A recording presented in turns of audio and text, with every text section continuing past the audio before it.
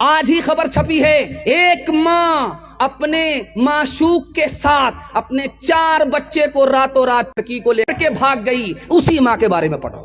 پہلے یہ ہوتا تھا کہ مسلمان لڑکا غیر مسلم لڑکی کو لے کر کے بھاگ جاتا تھا، یہ بھی غلط ہے۔ اس کے بعد یہ ہونے لگا کہ غیر مسلم لڑکا مسلمان لڑکی کو لے کر کے بھاگنے لگا، یہ بھی غلط ہے۔ اب کیا ہو رہا ہے آپ کو سناؤں گا، آپ کا کلیجہ منہ کو آ جائے گا۔ اب کچھ اور ہو رہا ہے، مسلمان لڑکا غیر مسلم لڑکی کو لے کر کے نہیں بھاگ رہا، غیر مسلم لڑکا مسلمان لڑکی کو لے کر کے بھاگ نہیں رہا ہے، بلکہ اب کچھ اور ہو رہا ہے، مسلمان لڑکی غیر مسلم لڑکے کو لے کر کے بھاگ رہی ہے۔ ہزاروں میں نہیں، سینکڑوں میں نہیں، لاکھوں میں غیر مسلم لڑکے کو لے کر کے بھاگ رہی۔ جانتے ہیں کیوں؟ 3 وجہ سے۔ پہلی وجہ کیوں لے کر کے بھاگ رہی ہے؟ شادی کو مسلمانوں نے مہنگا کر دیا، تجارت بنا دیا۔ جاہل ہے، انگوٹھا ٹیک ہے، پنجاب کاٹتا ہے، سائیکل چلاتا ہے، موٹر سائیکل چلانا بھی نہیں آتا، اس کا باپ ڈیمانڈ کرتا ہے بلیٹ دے دیجئے، کیا فرق پڑے گا؟ ڈبل پلنگ دے دیجئے، کیا فرق پڑے گا؟ بچے والی بھینس دے دیجئے، کیا فرق پڑے گا؟ سب کچھ بیٹا کو ملا، اس بانر باپ کو کچھ نہیں ملا، پھر بھی یہ وکیل وکالت کر رہا ہے، دوسرے کی دنیا بنا رہا، اپنی آخرت برباد کر رہا ہے۔ شادی کو اتنا مہنگا کیا، اتنا مہنگا کیا کہ مسلمانوں کی غریب بچی غیر مسلم کو لے کر کے فرار ہو گئی، اس کی آبرو الگ گئی، اس کا ایمان الگ گیا۔ باپ ذمہ دار ہے تو یہ پورا سماج ذمہ دار ہے۔ دوسری بات، مسلمان لڑکی غیر مسلم لڑکوں کے ساتھ بھاگ رہی ہے، کیوں بھاگ رہی؟ دوسری وجہ، ہم آنکھ بند کر کے اپنی لڑکیوں کا داخلہ اسکول میں کر دیتے ہیں، اس اسکول میں کرتے ہیں جس میں لڑکے بھی پڑھتے ہیں۔ ہماری لڑکی عشق محبت کے چکر میں پڑھ کر کے غیر مسلم کو لے کر کے بھاگ گئی۔ تیسری وجہ ذرا دھیان رکھیے گا، ہم نے بڑا موبائل، اسکرین ٹچ موبائل اپنی بیٹی کو دیا، اور بیٹی کس سے بات کر رہی ہے باپ کو کوئی مطلب نہیں، بیٹی کہاں سے آ رہی ہے کہاں جا رہی ہے ماں کو کوئی مطلب نہیں، ماں بے خبر باپ بے خبر۔ اسی بے شرمی کے نتیجے میں بیٹی غیر کو لے کر کے فرار ہو گئی، ایمان الگ گیا، آبرو الگ گئی۔ دوسری مثال آ رہی، تیزی کے ساتھ نکل جائے گی، دھیان سے اس کو سنیے گا۔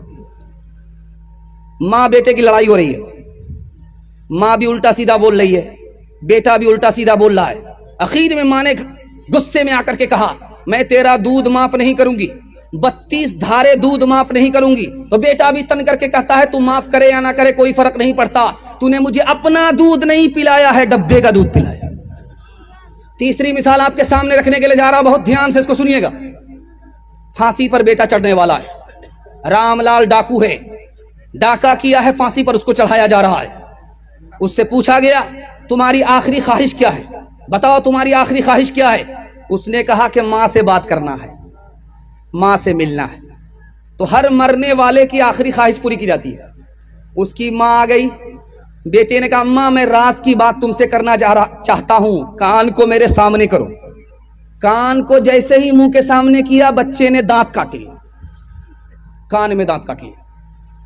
اب جلاد نے کہا کہ کتنا بے شرم لڑکا ہے، مرنے کا وقت ہے، ماں کے کان کاٹتا ہے۔ کہا کہ پوچھو میں نے ماں کے کان کیوں کاٹے؟ جب میں چوری ڈکیتی کر کے آتا تھا، یہ ماں میرے کان کے نیچے تماچا نہیں مارتی تھی بلکہ میری پیٹھ ٹھوکتی تھی، اسی وجہ سے آج میں پھانسی پر چڑھ رہا ہوں۔ اگر اس وقت کان کے نیچے ایک تماچا مار دیتی تو میں چور ڈکیت نہیں ہوتا ہوں۔ تیسرا چوتھا نمونہ آپ کی خدمت پہ تیزی کے ساتھ نکل جائے گا۔ بیوی نے شوہر سے کہا، میرے کان خالی خالی ہیں، اچھے نہیں لگتے۔ تو شوہر نے کہا، کیا مطلب ہے تمہارا؟ تو کہا، زیور پہنا دو۔ کہا کہ زیور پہننے سے کیا ہو جائے گا؟ میرا کان بھی تو خالی رہتا ہے، زیور نہیں پہنو گی تو کیا فرق پڑ جائے گا؟ غریب آدمی ہوں، کہاں سے زیور پہناؤں گا؟ کان تمہارا خالی ہے تو کیا دقت ہے؟ میرا کان بھی خالی ہے۔ تو بیوی نے شوہر کے کان پکڑے کہ تمہارا کان میری فرمائش سننے کے لیے ہے اور میرا کان زیور پہننے کے لیے ہے، زیور نہیں لاؤ گے تو یوں کان مڑوڑ دو۔ دوسرا نمونہ آپ کی خدمت میں آ رہا، دھیان سے سنیے گا۔ بیوی نے شوہر سے کہا کہ اگر تمہارے گھر میں چور آ جائے تو کیا کرو گے؟ شوہر سے بیوی نے کہا کہ تمہارے گھر میں اگر چور آ جائے تو کیا کرو گے؟ تو شوہر نے جواب دیا، جو چور کہے گا وہی کروں گا۔ تیرا دماغ خراب ہو گیا ہے، تمہارے گھر میں چوری ہو جائے گی. کہا کہ آج تک میری مرضی اس گھر میں چلی ہی نہیں ہے تو کیا کروں گا, جیسا چور کہے گا ویسا کروں گا. تیسرا نمونہ آپ کی خدمت میں آ رہا, تیزی کے ساتھ نکل جائے گا. ایک بس دوسری بس سے ٹکرا گئی, لوگ زخمی ہو گئے, ہڈی کسی کی ٹوٹ گئی, کسی کا سر پھوٹ گیا, لوگ خاموش ہے, کوئی رو نہیں رہا ہے. ایک عورت چلا رہی ہے, آسمان و زمین کو ایک کر رہی ہے.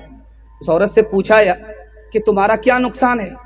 اتنے سارے لوگ, سر پھوٹ گیا, پیر کی ہڈی ٹوٹ گئی, یہ لوگ خاموش ہیں, کچھ نہیں بول رہے ہیں, تو اتنا کیوں چلا رہی؟ کہا میرا سب سے زیادہ نقصان ہوا ہے, میری انگلی کٹ گئی ہے, میری وہ انگلی کٹی ہے جس سے میں